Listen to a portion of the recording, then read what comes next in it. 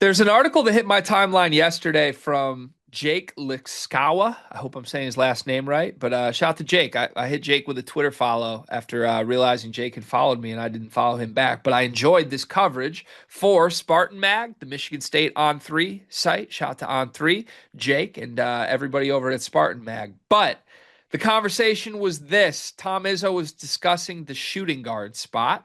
And we know it's a battle between Trey Fort and Kur Teng right now. Reminder that at Midnight Madness, it was Kur Teng who featured with the starters, and Trey Fort's defense has been a conversation point throughout the offseason.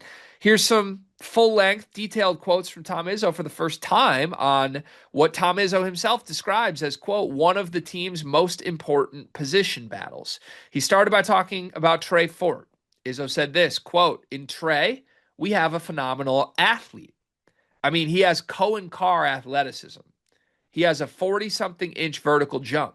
He's strong, he's built, he's been well traveled, which isn't the norm here, but all of it wasn't his fault. At one place he was, his coach died. I mean, it's been strange situations, but that has hurt him too, to be moving all over the place because defensively he has the longest ways to go. But being the athlete that he is, I think he's going to, and he wants to. He's been a great kid to coach. I think you're going to see great improvement from him.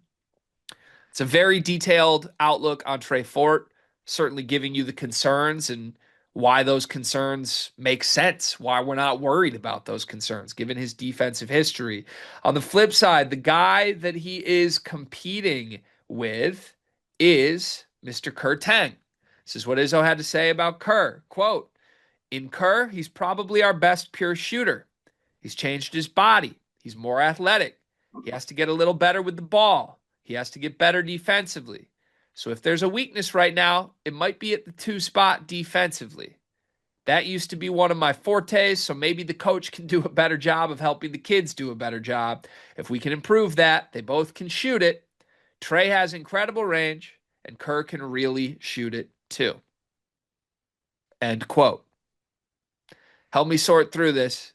Right now, it's Kur that started in Midnight Madness. But do any of these quotes mean anything to you on the future for the shooting guard position? So I just want to make sure I heard everything correctly. Trey Ford is the one who needs to develop shooting wise. Kur Teng's the best pure shooter, but Trey Ford has the most range. I think he says they both are great shooters, which Okay. is the scout. Okay. Kerr is the best pure shooter, probably, is how this is being built. However, Trey Ford is certainly a high volume 3 point maker, shot chucker, kind of more of a tough shot maker. And I think, I don't think Kur Teng is like pulling up for logo threes. I think Trey Ford is, which is probably where the range conversation comes in. But yeah, sounds like Izzo is pleased with both of them offensively right now, maybe frustrated with both of them defensively right now. I think I would like based on the scout, it makes me want Trey Ford to start. It doesn't. I don't think this like the quotes. I guess you could say like reading too far into the quotes. It doesn't present Kur Teng, I think, in like as good of a light as it does Trey Ford, and maybe that was the intention. I don't know. But I think a good shooter who's also like a tough bucket maker is better than a great pure shooter. Dion, you okay? You look a little sweaty. So every August, September, my air conditioning breaks, and there's just nothing I can do about it. Dude, that's tough. Out in California too? Like, I mean, what is it, like 80 degrees still there today? Today's gonna be like 85, 90, but like peak summer, it gets like 110. My AC just doesn't ever hold up. I mean, it sounds like it's a bummer that you can't take advantage of Duncan Mechanical Solutions because Duncan Mechanical Solutions is an HVAC company based in Angola, servicing the tri state area, bringing commercial quality to the residential world with excellent customer service. You heard us talk about Duncan Mechanical last summer. If you need heating or air conditioning, kitchen or bath remodeling, or all of the above, Duncan Mechanical is the place to go in the Midwest. Go to DuncanMechanicalSolutions.com to take advantage and make sure you don't wind up like Dion. I agree with that. I also agree, like, just on paper, Trey Fort's supposed to be a better player than Kur Teng right now. Not that Kur Teng's future isn't bright. We loved Kur Teng when he committed to Michigan State. We thought he was better than Jace coming into last season.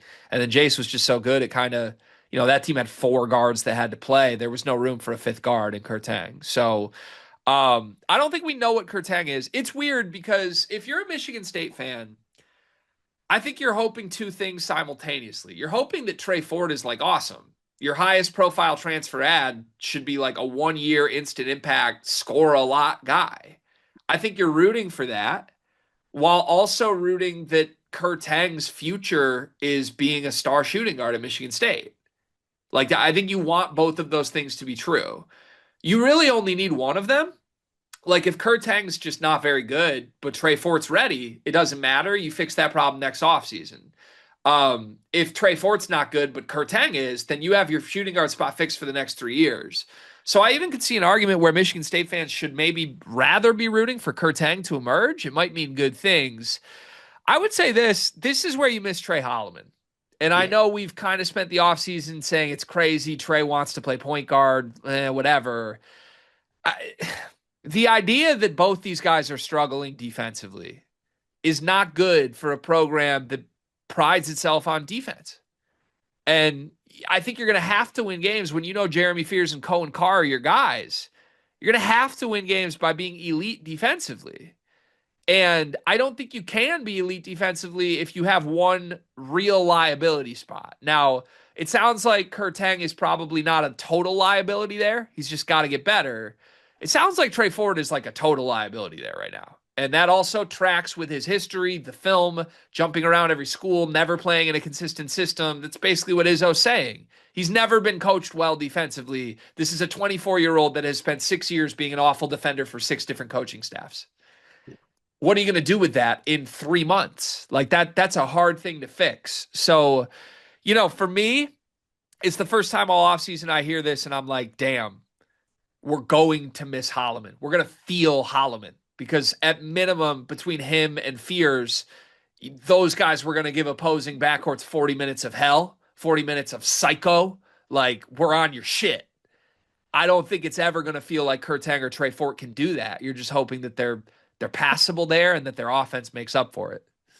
Yeah, and honestly, like I think that's a great point. How much offense does this team actually need? Like if Cohen maybe a lot, but if Cohen I takes think a the leap, lot is my answer. Are you trying to say not?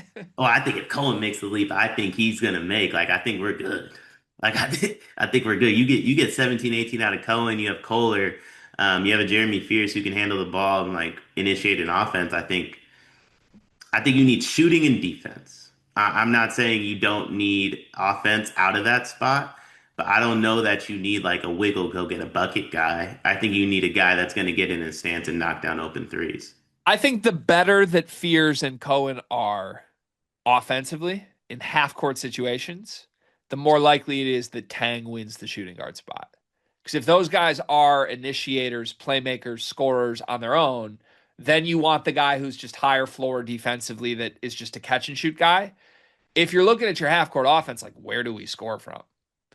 Then all of a sudden you need Trey Fort to like go chase buckets the whole game. But it's not exactly a spot I feel good about. And I think, Izzo's very honest. I don't think he feels overly good about this right now. Like I think he's frustrated defensively and feeling like there might not be an answer is how I read these quotes. He kind of said it like it's on my coach. I used to be pretty damn good at getting good defense out of these guys. It's on me to get them there. But easier said than done, I think, with who these two guys are. Yeah, I mean that's where a Caleb Glenn would have been magical for this team, right? Like that's why there was all the hype around him. So I don't know. Izzo, no matter what way you shake it up, Izzo has his work cut out for him. I love Cohen Carr, Yeah. but the leap I'm expecting out of Cohen Carr, Izzo, you got your work cut out for you. It's like Yeah. that's not like snap your fingers and get it done type of thing.